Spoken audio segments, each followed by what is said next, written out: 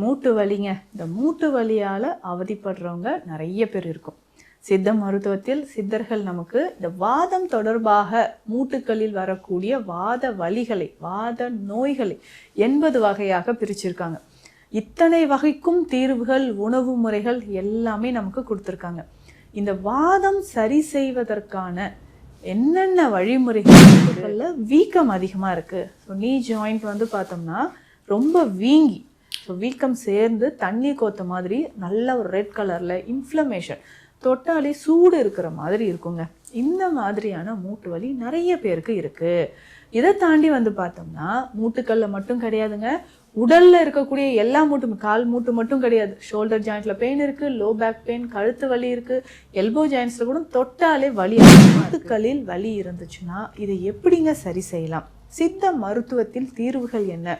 இதில் உணவு முறை அப்படின்னு சொல்லும்போது வாதத்தை சமன் செய்யக்கூடிய உணவு முறைகள் நம்ம எடுத்துக்கணும்.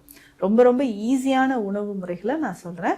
இதில் ஃபஸ்ட்டு வந்து இதை எடுத்துக்கிட்டே வரும்போது மூட்டுக்களில் வீக்கம், வாத நீர் உங்களுக்கு குறையும். இதை தாண்டி மூட்டுக்களில் சில வகையான பற்று மருந்துகளை நம்ம வந்து போடலாம். ஸோ அந்த பற்று மருந்துகள் போடுறதுக்கோட நோக்கம் என்னென்னா, உள்ளே இருக்கக்கூடிய இந்த நீர்த்துவத்தை வந்து ஈர்க்கக்கூடியது, வலிகளை குறைக்கக்கூடியது. ஏதாவது சளியோ காய்ச்சலோ இருமலோ இருந்தால் நெத்தி பகுதியில் நம்ம பற்று போடுற மாதிரி கால் மூட்டுக்களிலும் இந்த பற்றை நீங்கள் போட்டுக்கலாங்க.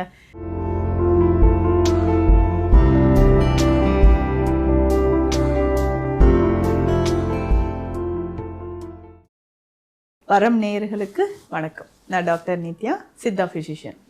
மூட்டு வலிங்க. இந்த மூட்டு வலியால் அவதிப்படுறவங்க நிறைய பேர் இருக்கும். சித்த மருத்துவத்தில் சித்தர்கள் நமக்கு இந்த வாதம் தொடர்பாக மூட்டுக்களில் வரக்கூடிய வாத வலிகளை, வாத நோய்களை 80 வகையாக பிரிச்சிருக்காங்க. இத்தனை வகைக்கும் தீர்வுகள், உணவு முறைகள் எல்லாமே நமக்கு கொடுத்துருக்காங்க. இந்த வாதம் சரி செய்வதற்கான என்னென்ன வழிமுறைகள் இருக்குது? ஒரு சிலர்லாம் இப்போ ரொம்ப கஷ்டப்படுறாங்க. ஏன்னா மூட்டு வந்து பார்த்தோம்னா நிறைய பெண்களுக்கு இது தெரியும், மூட்டுக்களில் வீக்கம் அதிகமாக இருக்குது. ஸோ நீ ஜாயிண்ட் வந்து பார்த்தோம்னா ரொம்ப வீங்கி, ஸோ வீக்கம் சேர்ந்து தண்ணி கோத்த மாதிரி நல்ல ஒரு ரெட் கலரில் இன்ஃப்ளமேஷன், தொட்டாலே சூடு இருக்கிற மாதிரி இருக்குங்க. இந்த மாதிரியான மூட்டு வலி நிறைய பேருக்கு இருக்குது.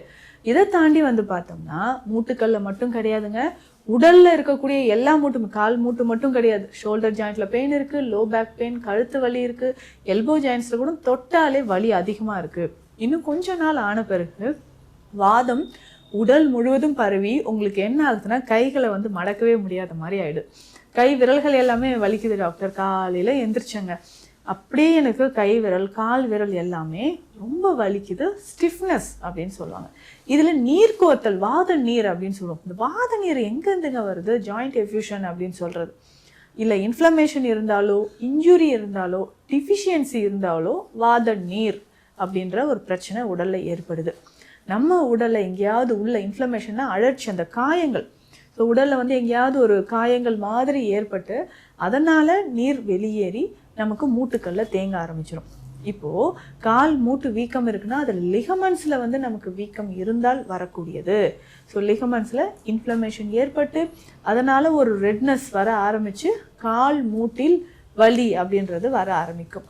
அப்போ மூட்டுக்களில் வலி இருந்துச்சுன்னா இதை எப்படிங்க சரி செய்யலாம்? சித்த மருத்துவத்தில் தீர்வுகள் என்ன? இதில் உணவு முறை அப்படின்னு சொல்லும்போது வாதத்தை சமன் செய்யக்கூடிய உணவு முறைகள் நம்ம எடுத்துக்கணும். ரொம்ப ரொம்ப ஈஸியான உணவு முறைகளை நான் சொல்கிறேன். இதில் ஃபஸ்ட்டு அப்படின்னு பார்த்தோம்னா கேழ்வரகு ரொம்ப முக்கியமானது. வாதத்தை குறைக்கவும் வீக்கத்தை குறைக்கவும் கேழ்வரகு உங்களுக்கு ரொம்ப ரொம்ப யூஸ்ஃபுல்லாக இருக்குங்க. ஸோ தினந்தோறும் உணவில் கேழ்வரகு சேர்த்துக்கோங்க. இது வந்து வீக்கத்தை நன்றாக குறைக்கும். அதற்கு அடுத்தது இரண்டாவது முக்கியமான இது வந்து நீங்கள் சேர்த்துக்கிட்டிங்கன்னா ஜாயின்ஸ்க்கு ரொம்ப ரொம்ப நல்லதுங்க, வீக்கம் குறையும் அப்படின்னா எள்ளு. ஸோ இந்த கருப்பு எள்ளை நீங்கள் அடிக்கடி உணவில் சேர்த்துக்கிட்டே வரணும். இந்த எள்ளை பொடியாக செய்து கூட கொஞ்சமாக வெல்லம் சேர்த்து சின்ன சின்ன உருண்டைகளாக நீங்கள் எடுத்துக்கலாம். இந்த எள்ளை வந்து லேசாக வறுத்துட்டு வெல்லம் சேர்த்து சின்ன சின்ன உருண்டைகளாக நம்ம எடுத்துக்கிட்டே வரும்போதும் மூட்டுக்களில் இருக்கக்கூடிய வலியானது நமக்கு நல்லா குறைய ஆரம்பிச்சிடும், வீக்கமும் உங்களுக்கு குறைய ஆரம்பிக்கும். அதே மாதிரி நல்லெண்ணெயில் சமையலுக்கு நல்லெண்ணெய் சேர்த்து சாப்பிட்டு பாருங்கள், மூட்டு எலும்பு தேய்மானம், ஆஸ்டியோபோரோசிஸ் நமக்கு குறையும். சிலர் சொல்லுவாங்க, டாக்டர் எனக்கு படி ஏறவே முடியல, ஏறும்போதே ஜாயிண்ட் பெயின் சிவியராக வந்துடுது, மூட்டுக்களில் ரொம்ப வலி இருக்குது, சவுண்டு வேறு வருது டாக்டர், இதில் வந்து கழுக்கழுக்குன்னு ஒரு சவுண்டு, இல்லை டிக் டிக்னு ஒரு சவுண்டு, இந்த மாதிரிலாம் சொல்கிறீங்க. சவுண்டு வர்றது எதனால்? ஒரு சிலருக்கு இது நார்மலாக இருக்கலாம். ஸோ நம்ம உடலில் நடக்கக்கூடிய அயனிக் எக்ஸ்சேஞ்ச்னாலேயோ இல்லை காற்று வாயு பரிமாற்றம் நடக்கும்போதோ வரலாம். ஆனால் ஆஸ்டியோஃபீனியா கண்டிஷன்லேயோ ஆஸ்டியோஃபோரோசிஸ் கண்டிஷன்லேயோ எலும்பு தேய்மானம் ஏற்பட்டு வரக்கூடிய சத்தம்னா ரொம்ப ரொம்ப கவனமாக இருந்து மருந்து முறைகளை நம்ம நிச்சயமாக ஃபாலோ பண்ணணும். இதுதாங்க முக்கியம். சரிங்க, இப்போது மூட்டுக்களில் இருக்கக்கூடிய அந்த நீர், வாத நீரை வெளியேற்றுவது எப்படி? ரொம்ப சிம்பிள், ஈஸியான வழிமுறைகள் நிறையவே இருக்குது. கீரை வகைகளில் முடக்கத்தான் கீரை இருக்குது, முருங்கை கீரை இருக்குது, பிரண்டை இருக்குது. இது எல்லாமே மூட்டுக்களில் தேவையில்லாமல் தேங்கி இருக்கக்கூடிய அந்த இன்ஃப்ளமேஷனால் வரக்கூடிய அந்த நீரை வந்து வெளியேற்றக்கூடியது. அப்போ இந்த முடக்கருத்தானை வந்து சூப் மாதிரி நம்ம பயன்படுத்தலாம். இல்லை உணவோடையோ இல்லை இட்லியோ தோசையோ நீங்கள் சாப்பிட்றீங்கன்னா அரைத்து அந்த மாவோடையே சேர்த்து அரைத்து இதை வந்து நம்ம உணவோடு சேர்த்தும் பயன்படுத்தலாம். ரெகுலராக இந்த முடக்கற்றானை நீங்கள் பயன்படுத்திக்கிட்டே வரும்பொழுது மூட்டு வலிகள் நமக்கு நிச்சயமாக குறைய ஆரம்பிக்கும். இதை தாண்டி நம்ம சித்த மருத்துவத்திலும் கொடுக்கக்கூடிய நிறைய மருந்து வகைகள் இருக்குங்க. பிரண்டை, அந்த பிரண்டையே நம்ம பொடியாக எடுக்கலாம், பிரண்டை உப்பாக பயன்படுத்தலாம். ஸோ இந்த மாதிரி உணவோடு சேர்த்து துவையல் மாதிரி நீங்கள் எடுத்துகிட்டு வரலாம். ஸோ ரெகுலராக இந்த பிரண்டையை வந்து துவையலாக நம்ம பயன்படுத்திக்கிட்டே வரும்பொழுது மூட்டு வலியும் வீக்கமும் நமக்கு குறையுது. இதில் ஸ்பெஷல் மெடிசன் அப்படின்னு பார்த்தோம்னா மாவிலங்க கற்பம். இந்த மாவிலங்க கற்பம் அப்படின்னு சொல்கிறது கற்ப மருந்துகள், உயர்வான ஒரு கற்ப மருந்து. இதை கஷாயமாகவும் குடிக்கலாம், மாவிலங்க பட்டை கஷாயம் அப்படின்ட்டு. ஸோ இந்த கஷாய மருந்தாக நம்ம சித்த மருத்துவத்தில் எடுக்கும்போது மூட்டு வலி உங்களுக்கு நல்லா குறைய ஆரம்பிச்சிடும். ஸோ அந்த மூட்டு வலிக்கு இந்த மாவிலங்க கஷாயமோ இல்லை மாவிலங்க கற்பமோ உங்களுக்கு ஸ்பெஷல் மெடிசனாக நமக்கு பயன்படுது. ஸோ தொடர்ந்து இதை எடுத்துக்கிட்டே வரும்போது மூட்டுக்களில் வீக்கம், வாத நீர் உங்களுக்கு குறையும். இதை தாண்டி மூட்டுக்களில் சில வகையான பற்று மருந்துகளை நம்ம வந்து போடலாம்.